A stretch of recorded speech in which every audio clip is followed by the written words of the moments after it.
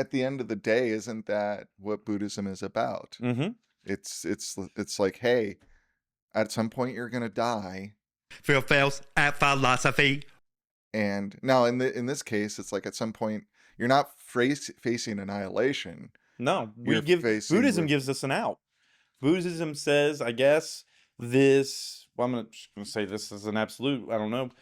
Buddhists are probably a ton of people that think about a lot of different things, but in my mind, you die, some little like consciousness vapor or whatever consciousness form takes floats out of there and then just goes into whatever things determine on how good or bad you were in that life. right. It'll be like, okay, you get a rat, or you get a whale, or maybe you get a seagull, right? Hopefully no one will give you Alka-Seltzer, Right.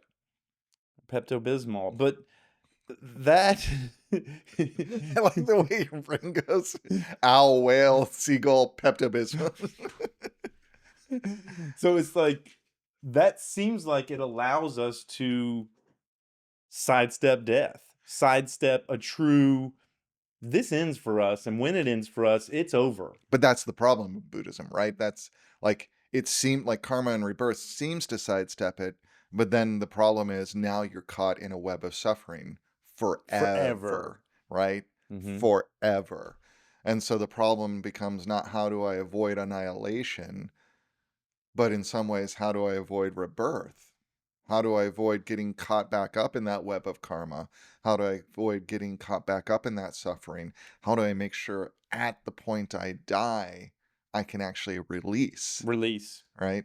Do you think there's like a group of Buddhists that sat in a room, like a Buddhist think tank, where they're like, well, I think dolphin's definitely better than a hog, and they're just like ordering karmic up and down animals.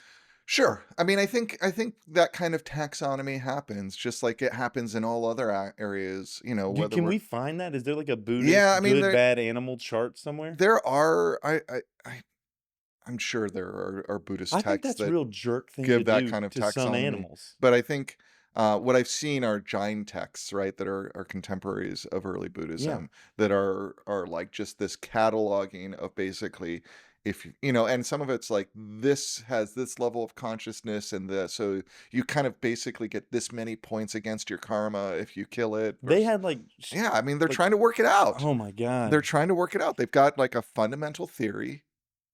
The Uh, same way we're trying to work out same try way we're trying to work like out taxonomy driving credits. If you get a speeding or ticket, you get credits on your or the way we're trying to work out, genetic patterns within our evolutionary biology yeah. theories, right? Yeah. We've got a fundamental theory that seems to explain things. They were We're serious trying about to it. work out the details, right? Yeah, Yeah. exactly. Yeah. They're doing what Thomas Kuhn called normal science, right? Which is just the like the work of the details within a big theory, Right. And right? someone had to get in that think tank and talk about whether or not a gerbil was better And then than some guy comes along and says, "Wait, I think we got the theory wrong. I think gerbils are actually Like these are smarter than we thought. These are all mental constructs." And then you're like, Oh, but we did all that. but we just made I've been on this think tank for like 80 years. My life, is there some dude that his life work was the animal hierarchy think tank? I'm sure. That was his life work. I'm sure. Yeah. Oh my God. The same way someone's work now is like, I massage ones and zeros in software. Right. Yeah. Ugh. I wouldn't want to be on either of those jobs.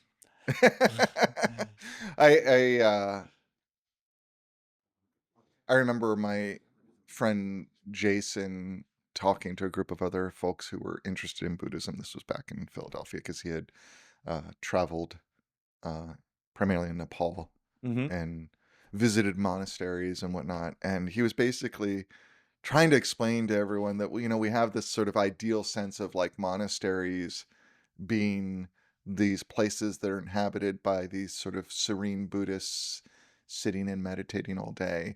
And basically it was like, no, they're just kind of messy human institutions that a lot of people end up with because they're like the eighth kid who no one can feed. So they're like Well, why don't we just enroll you in the monastery? They'll feed you at 8 years old, and then you become a monk, right? And then you've got a job to do, which does involve some chanting and meditating, but it's copying out this manuscript or working on this particular problem with the, the karmic consequence of this, like It's a that's the job. reality. Yeah. It's a, it's a residential job that you have for the rest of your life, and you're kind of stuck in it. Much like some kind of bureaucratic Right. job. Exactly. There's this author Buddhist. His name's Oren J. Sofer. I think it was Oren J. Sofer. He wrote a book called "Say What You Mean." Mhm. He's kind of at the the joining of nonviolent communication, mindfulness, and somatic experiencing, Interesting. which is a really great Yeah. book. And he talks about, I hope it was him. I think it was. He talks about when he was in, at these Buddhist monasteries, and he worked in the kitchen, and it's just, they're arguing about who's going to clean or who's going to Right, do this thing, and exactly. there's like, I want to do that, I want to do that, and it's not this, oh, the Buddha has shown us the Right. way of, you know, Right. Yeah, yeah, accepting what is. just It's no, because I they're want to do that thing, right, man. I'm exactly. angry Right, because you messed up the mashed potatoes, bro. right. Yeah, you don't get rid of that stuff. We're still the crazy human beings we are. Yeah. It's probably harder for folks that talk that talk because Mm. it's impossible to walk that walk. Right, and I think the dangers are when we start believing that we somehow transcended our humanness, Yeah. because Yes. that's when we begin to lose our ability to see how fundamentally human we are. Yeah. Give me Bukowski, I you don't know if know? I'd go that far. I mean, you're not gonna, yeah. I'm not a Bukowski fan. I'm Okay. like, "You're just grumpy, dude." Yeah. I think he's a little grumpy. He's